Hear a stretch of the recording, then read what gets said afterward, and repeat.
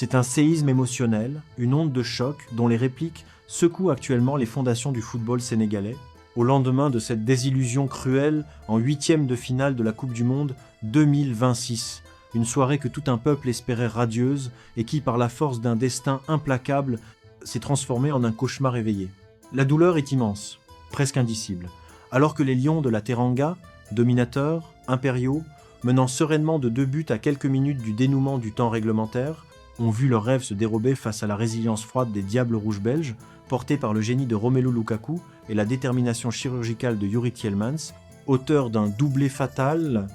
incluant ce pénalty libérateur dans les ultimes instants des prolongations. Cette défaite, bien plus qu'une simple élimination sportive, agit comme un révélateur brutal de fractures internes, transformant la zone mixte et les réseaux sociaux en un tribunal médiatique où les acteurs de cette tragédie expriment leur amertume, leur incompréhension et une colère sourde qui menace l'unité même de la tanière. Au cœur de la tourmente, Pape Thiaw se retrouve dans l'œil du cyclone. Sa gestion tactique et humaine étant ouvertement remise en question par des joueurs en rupture de banc, à l'image d'un Pape Gueye, dont la décision, annoncée sur Instagram avec une fermeté glaciale, de se mettre en retrait de la sélection tant que ce staff technique restera en place, sonne comme un désaveu cinglant qui fragilise davantage l'autorité du sélectionneur. Cette cassure n'est pas fortuite, elle est le paroxysme d'une polémique latente sur le rôle et le traitement des cadres, une accusation de favoritisme que le groupe ne parvient plus à dissimuler derrière la façade de l'unité nationale. Idrissa Gana Gueye, en soldat discipliné et expérimenté, a tenté, avec une retenue teintée d'agacement lors de son passage en zone mixte, de désamorcer ce narratif délétère en réfutant avec vigueur l'idée d'une diabolisation systématique des cadres, martelant que leur rôle, loin d'être un privilège, n'est qu'une mission de régulation, de transmission de consignes et de soutien moral pour le bon fonctionnement du collectif. Cependant, cette défense de la hiérarchie en place se heurte à une réalité de terrain bien plus brutale, celle décrite par Crépin Diatta, dont l'analyse, empreinte d'une lucidité cruelle et d'une exigence de haut niveau,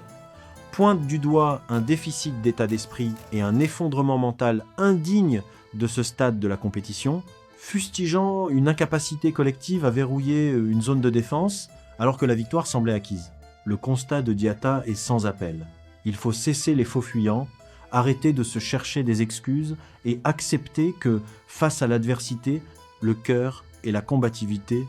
n'ont pas été au rendez-vous. Cette discorde est alimentée par les voix extérieures, comme celle de Mbaye Diagne, absent de cette campagne mondiale, qui pointe avec une précision chirurgicale la responsabilité des changements effectués en cours de match, transformant la critique technique en un verdict impitoyable sur les choix tactiques de Pape Thiaw. L'ambiance, loin de l'apaisement nécessaire après un tel traumatisme, est viciée par ces règlements de compte public, exacerbée par les déclarations de Rudi Garcia, le sélectionneur belge, qui, non content de la qualification héroïque de son équipe, s'est permis une pique envers son homologue sénégalais, ajoutant une dimension de mépris diplomatique à la douleur de la défaite. Pendant ce temps, le camp belge, soulagé par cette remontada improbable, savoure cette qualification pour les quarts de finale où les attendent les États-Unis ou la Bosnie, avec un Lukaku conscient de la portée de l'exploit,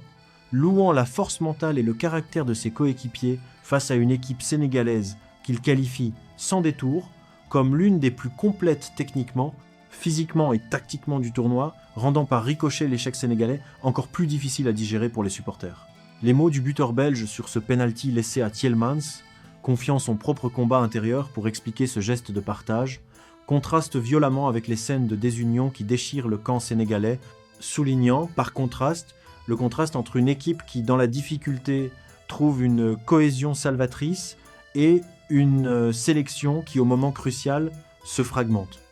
Le Sénégal, qui se voyait écrire une page historique de son football, se retrouve à devoir penser des plaies qui semblent aller bien au-delà du seul résultat sportif, se demandant comment une équipe si proche du sommet a pu sombrer avec une telle célérité, plongeant tout le pays dans une interrogation profonde sur la gestion de ses hommes, sur la culture de la gagne et sur cette capacité à rester soudés quand le destin semble leur sourire, avant de leur infliger la plus cruelle des leçons. Ce ne sont pas seulement les buts belges qui ont fait basculer la rencontre, c'est l'incapacité des Lions à maintenir cette discipline, ce verrou tactique qui semblait pourtant solide jusqu'à la 85 minutes, une défaillance que le pragmatisme froid de la Belgique a su exploiter,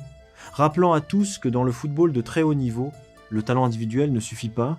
si la cohésion collective, le respect des consignes et la force mentale ne forment pas un rempart infranchissable. Des vertus que les Sénégalais n'ont malheureusement pas su mobiliser au moment où la pression atteignait son paroxysme, laissant derrière eux le regret éternel de ce qui aurait pu être un parcours légendaire si l'harmonie plutôt que la cacophonie avait prévalu dans leur rang lors de cette soirée où, par un basculement absurde, la joie sénégalaise a été aspirée par l'abîme d'une défaite dont les conséquences sportives, humaines et structurelles ne font que commencer à se dessiner, laissant le pays, ses supporters et ses joueurs dans une errance faite de colère, de désillusion et de cette amertume persistante qui accompagne inévitablement les grands rendez-vous manqués. Tandis que le ciel s'assombrissait cruellement sur les ambitions sénégalaises, l'autre versant de ce tableau final voyait le pays hôte, sous une pression immense et dans une atmosphère électrique, écrire un chapitre plus conforme à ses espérances, avec la qualification logique, bien qu'éprouvante,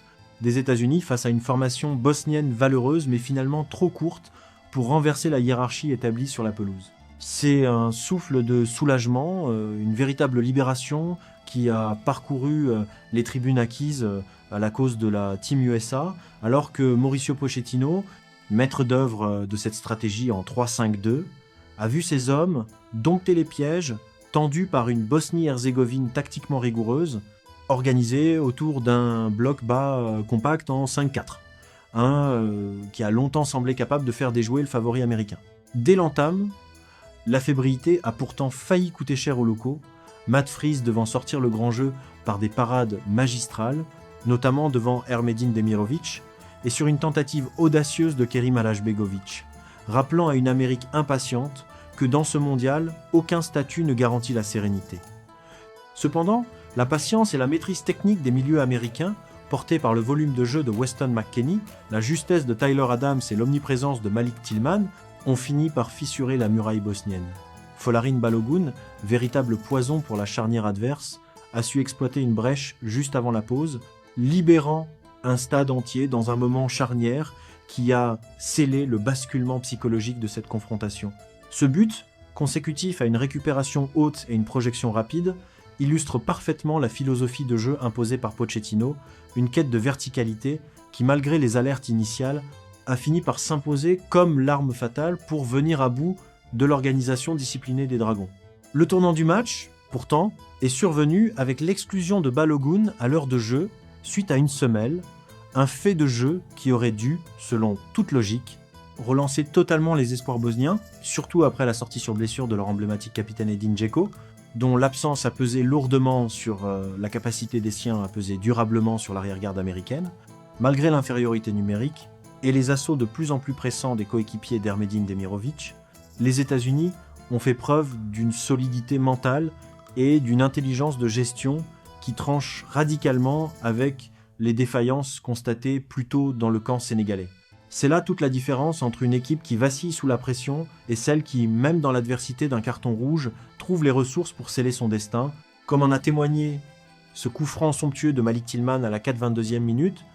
une réalisation pure qui a non seulement anéanti les ultimes velléités de la Bosnie-Herzégovine, mais a également validé la montée en puissance d'une sélection américaine prête désormais à croiser le fer avec la Belgique.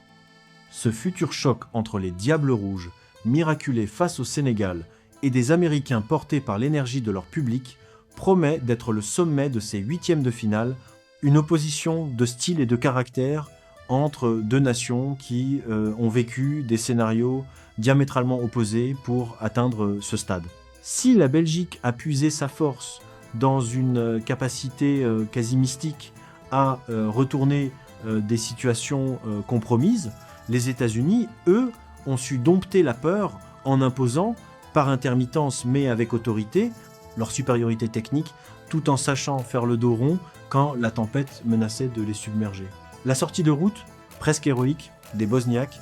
qui ont tout tenté jusqu'aux ultimes secondes du temps additionnel,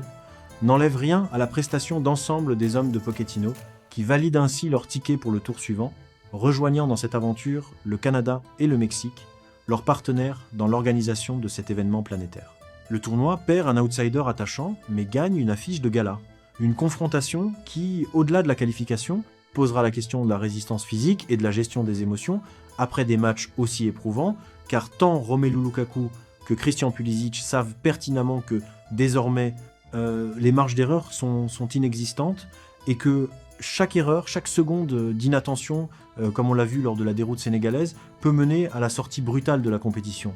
Les États-Unis, forts de leur succès 2-0, avancent avec le poids d'une nation entière sur les épaules. Conscients que le chemin vers le sacre passe par ce prochain défi belge, un match qui, en l'état, ressemble à une finale avant l'heure, une lutte entre une Belgique revenue de l'enfer et des États-Unis en pleine quête d'une légitimité mondiale, sur une pelouse qui verra s'affronter deux visions du football, celle d'une école tactique européenne aguerrie contre celle d'une nation haute en pleine ascension, galvanisée par une ferveur populaire sans précédent qui ne demande qu'à voir ses héros repousser, encore une fois, les limites du possible pour maintenir vivant le rêve américain dans ce mondial qui, soir après soir, confirme son statut de théâtre de toutes les tragédies et de toutes les gloires.